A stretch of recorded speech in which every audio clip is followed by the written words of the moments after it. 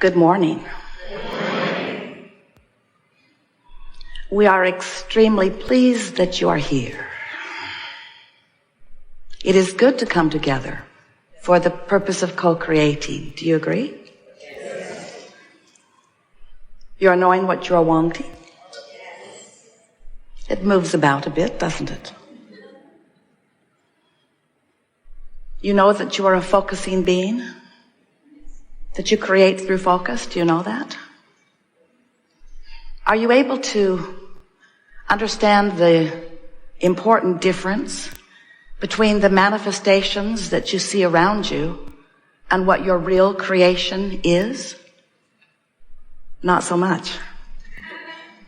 Because for most, it seems like what you are creating is the stuff around you.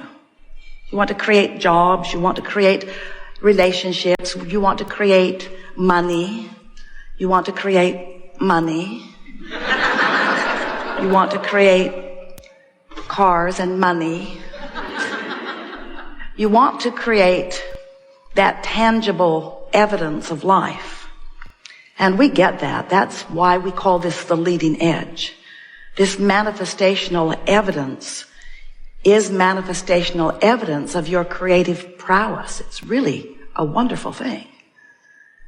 But when the manifestation is what you're shooting for, when something that you want hasn't manifested, and so you are so aware of its absence that you are uncomfortable, now you've taken your understanding of creation and your understanding of manifestation in the wrong direction, because the manifestation is evidence of alignment.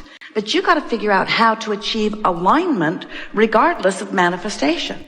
In other words, you've got to take the manifestation out of the equation for a little while, because when you're disappointed that something isn't happening as fast as you want it, or when you're disappointed that somebody else is getting something that you want and you're not getting it yet, that disappointment is your emotional guidance letting you know that your vibration is more about the absence of what you want than about the presence of what you want, so it can't come. You've got yourself in a holding pattern, you see. So when we ask you if you know the difference between creating in terms of manifestation and creating in terms of vibrational alignment, it's really a big question, because when you are creating in terms of vibrational alignment, you're creating for the emotion. Now, a lot of people, especially if they're just hearing us for the first time, would roll their eyes at such a comment and say, oh, we get it. You just want us to be happy anyway, and never mind that we're not getting what we want. Just make the best of it, even in hard times or in the absence of things wanted. And we say, yes, that's exactly what we want. But there is a payoff for you if you can care about how you feel. But even the fact that you know there's a payoff puts it in the squirrely direction all over again. Everything that you want, whether it's a material object or a relationship or a better job or more money or whatever it is, every single thing that you or anyone has ever wanted or will ever want, you want it because you believe you will feel better in the having of it, in the being of it, in the experiencing of it. It's for the feeling better. It's for the feeling better. It's for the feeling better. It's for the feeling better. So if we can convince you that there is a way to feel better before the manifestation, now the manifestations can flow easily. And many of you know that because you already have so many things going your way that you are mostly focused on the things that are going your way.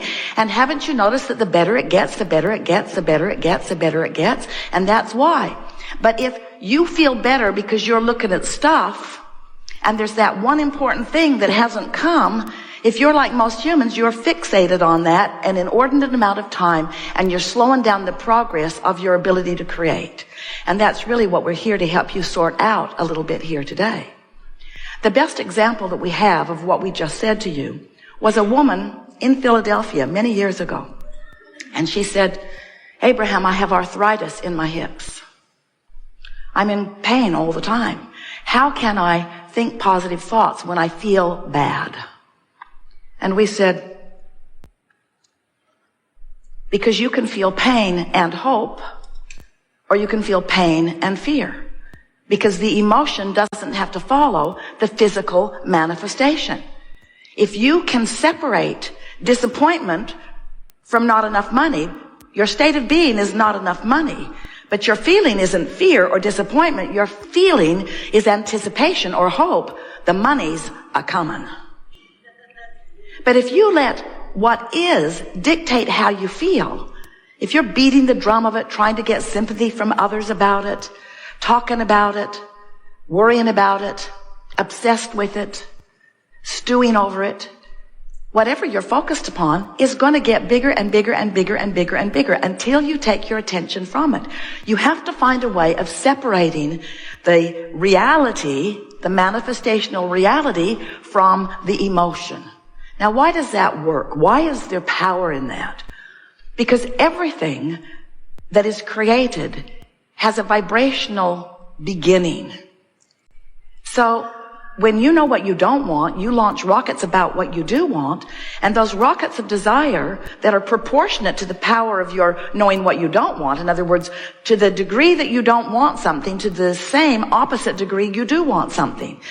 So when you really want something, that rocket goes into what we are calling your vortex. It's this holding pattern. It's this vibrational place where the larger part of you, the part of you that existed before you came into this physical body, the part of you that still remains in that non-physical precisely focused perspective, that non-physical part of you remains in that vortex and holds steady to the furthermost desire that you have carved out of all that you have lived.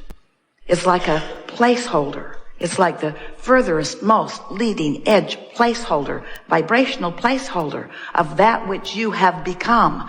That which you have become. That which the larger part of you has become. Therefore, that which you have vibrationally become, but that which you have yet to manifestationally become. You get it? That which you have yet to manifestationally become. Now, the gap between vibrationally becoming it and manifestationally becoming it, that gap has only to do with how long it takes you to get happy in the absence of the manifestation. In other words, if you can follow the joy, in optimism, you'll go fast. In pessimism, you'll go slowly. In fear, you don't move at all. In anger, you slow yourself way, way, way, way down. In optimism, faster. In hopefulness, pretty fast. In believing, so very fast. In knowing, you're right there, you're right there, you're right there, you're right there, you're right there.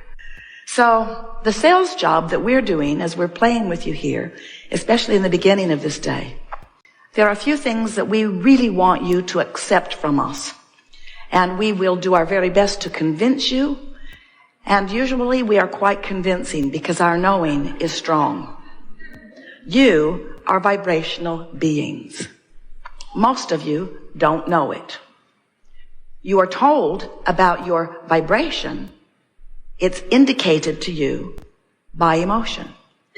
Because the larger part of you, you can never get away from. The larger part of you, you're not dead or alive. You are alive and alive. The larger part of you is always offering this vibration. So there's always a signal that's being offered. And you, as you are focused and conscious, you are offering a vibrational signal as well. So there is always this relationship between the two vibrational aspects of you, which are indicated by your emotions. The better you feel, the more aligned you are with who you are and all that you have become. The worse you feel, the more out of alignment you are with who you are and who you have become. And that really is all you need to know. Now, we get it that you get it. And you get it that we get it that you get it. In other words, we all get it that we all get it. In other words, you get it. We know that you get it. But practicing it is something else altogether, isn't it? Practicing it is something else altogether. And do you know why it's hard for you to practice this, to put it into action? Is because you have become one of many who de-emphasizes your emotions. You don't let your emotions count for much. You don't realize that anger really matters because it's an indication of vibration. When you are in your vehicle driving down your freeway and you're steering and you get off onto those bumps on the side of the road. Esther plays with Jerry with the bumps on a pretty regular basis. It always gets his attention.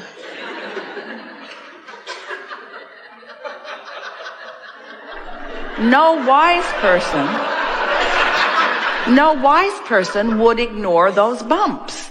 In other words, when you're on the bumps, you're close to the bar pit. When you're on the bumps, you're either veering into the oncoming traffic or veering over into another lane. Those bumps are indicators to let you know you're not doing with this vehicle what you mean to do with this vehicle. So when you feel the bumps of negative emotion, it's an indicator to do something. But so often you don't, because it's entertaining to complain. Or because you're making a damn good point that someone needs to get. You're mad as hell and you're not going to take it anymore, and it's high time that someone else feels as bad about this as you do. There are all kinds of reasons, but mostly it's because you don't realize what's going on. You don't realize that negative emotion indicates resistance in your vibration. And resistance in your vibration means you're slowing down your vibration. And slowing down your vibration means you're not up to speed with who you are. And not being up to speed with who you are prevents you from being who you are, from feeling who you are, from manifesting who you are. But most of all,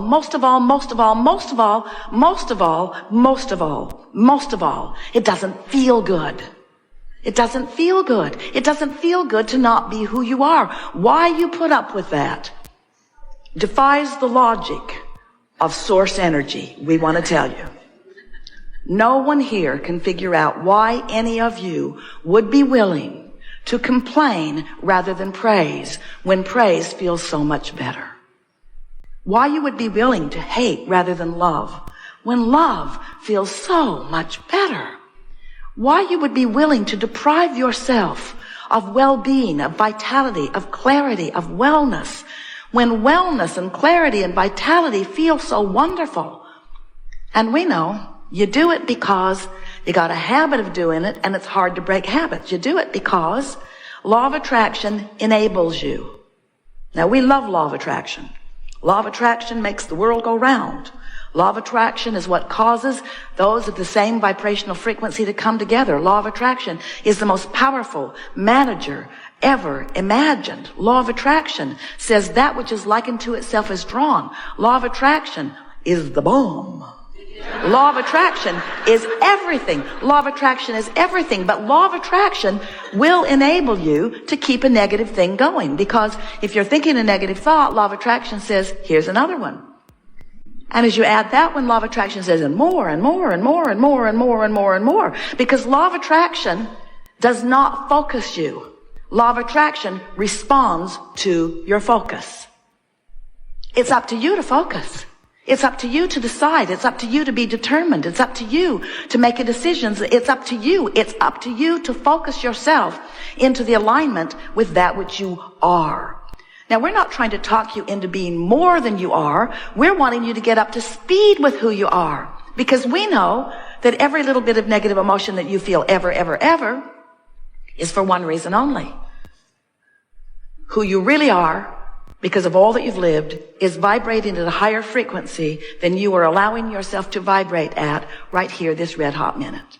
We have enjoyed this interaction immensely. It is delicious to come together with those like you who are coming to know the power of who you are. This has been a remarkable day. We've talked about a lot of different things, and we are feeling utterly satisfied with the motion forward that we have made in terms of new ideas, but mostly with the coming into the vortex that you all have achieved. You now know too much. You can never again be out of the vortex and not know what it means, and that's such a wonderful thing. There is great love here for you. And as always, we eternally remain with all of your four-legged friends and on and on and on in